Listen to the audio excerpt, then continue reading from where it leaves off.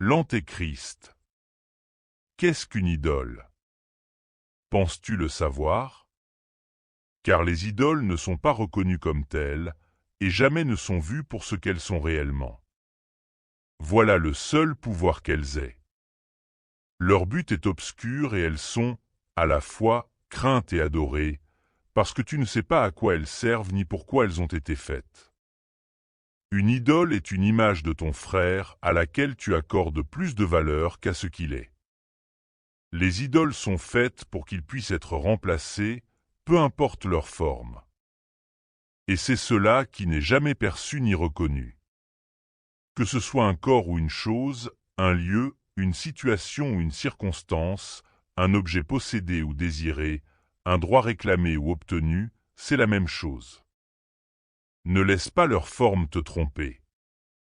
Les idoles ne sont que des substituts de ta réalité. D'une certaine façon, tu crois qu'elles vont compléter ton petit soi, pour ta sécurité dans un monde perçu comme dangereux, avec des forces massées contre ta confiance et ta paix d'esprit. Elles ont le pouvoir de suppléer tes manques et d'ajouter la valeur que tu n'as pas. Nul ne croit aux idoles qui ne s'est lui-même fait l'esclave de la petitesse et de la perte. Et doit donc chercher au-delà de son petit soi la force de relever la tête et de rester à part de toute la misère que le monde reflète. Voilà ta peine pour n'avoir pas cherché au-dedans la certitude et le calme quiète qui te libèrent du monde et te permet de rester à part, en quiétude et en paix. Une idole est une fausse impression ou une fausse croyance, quelque forme d'antéchrist qui constitue un fossé entre le Christ et ce que tu vois. Une idole est un souhait, rendu tangible et doté de forme, et ainsi perçu comme étant réel des vues à l'extérieur de l'esprit. Or c'est encore une pensée qui ne peut quitter l'esprit qui en est la source. Pas plus que sa forme n'est à part de l'idée qu'elle représente. Toutes les formes d'antéchrist s'opposent au Christ et tombent devant sa face comme un sombre voile qui semble te couper de lui, seul dans les ténèbres. Or la lumière est là. Un nuage n'éteint pas le soleil. Pas plus qu'un voile ne peut bannir ce qu'il semble séparer, ni enténébrer d'un seul iota la lumière elle-même. Ce monde d'idoles est un voile sur la face du Christ, parce que son but est de séparer ton frère de toi.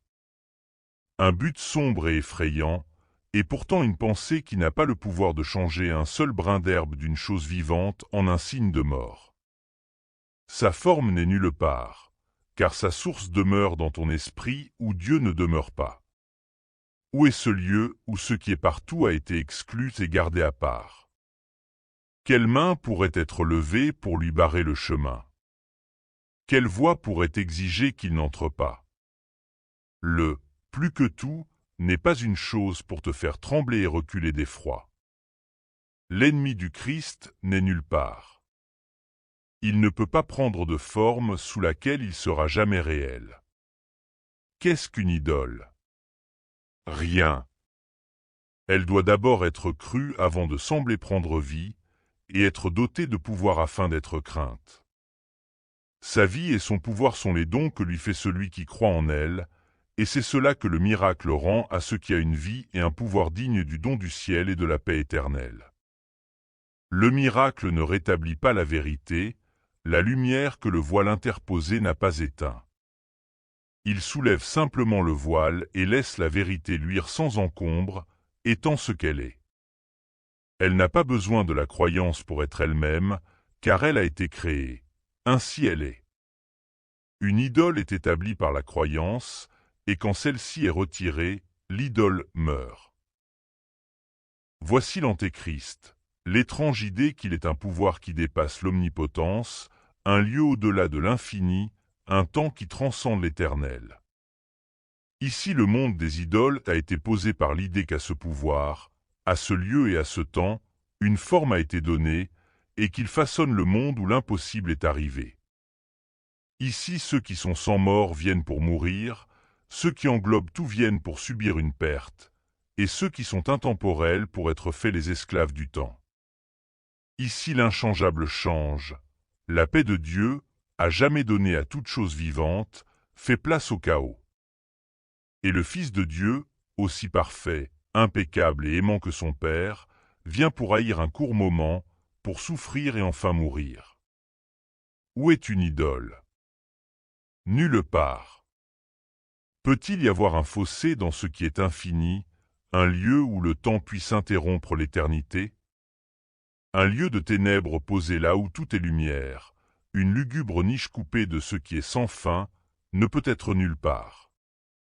Une idole est par-delà où Dieu a posé toute chose à jamais, et n'a laissé aucune place pour que quoi que ce soit puisse être, sauf sa volonté. Une idole doit n'être rien et nulle part, alors que Dieu est tout et partout. Quel but a donc une idole? À quoi sert-elle? Ceci est la seule question qui ait de nombreuses réponses, et chacune dépend de celui à qui la question a été posée. Le monde croit dans les idoles. Nul ne vient à moins de les avoir adorées et de continuer d'en chercher une qui puisse encore lui offrir un don que la réalité ne contient pas. Chaque adorateur d'idoles nourrit l'espoir que ces déités particulières lui donneront plus que ne possèdent les autres hommes. Ce doit être plus. Plus de quoi n'importe pas vraiment, plus de beauté, plus d'intelligence, plus de richesse, ou même plus d'affliction et plus de douleur. Mais c'est à plus de quelque chose que sert l'idole. Et quand l'une échoue, une autre prend sa place, avec l'espoir de trouver plus de quelque chose d'autre. Ne sois pas trompé par les formes que prend le quelque chose. Une idole est un moyen d'obtenir plus. Et c'est cela qui est contre la volonté de Dieu. Dieu n'a pas de nombreux fils, mais un seul. Qui peut avoir plus, et à qui moins peut être donné? Au ciel le Fils de Dieu ne ferait qu'en rire, si des idoles pouvaient venir troubler sa paix. C'est pour lui que parle le Saint-Esprit, et qu'il te dit que les idoles n'ont pas de but ici. Car tu ne peux jamais avoir plus que le ciel. Si le ciel est au-dedans, pourquoi chercherais-tu des idoles qui feraient moins du ciel, pour te donner plus que Dieu n'a accordé à ton frère et à toi, faisant un avec lui? Dieu t'a donné tout ce qui est. Et pour être sûr que tu ne pourrais pas le perdre, il a aussi donné le même à chaque chose vivante. C'est ainsi que chaque chose vivante fait partie de toi, comme de lui-même. Aucune idole ne peut t'établir comme étant plus que Dieu. Mais tu ne seras jamais satisfait d'être moins.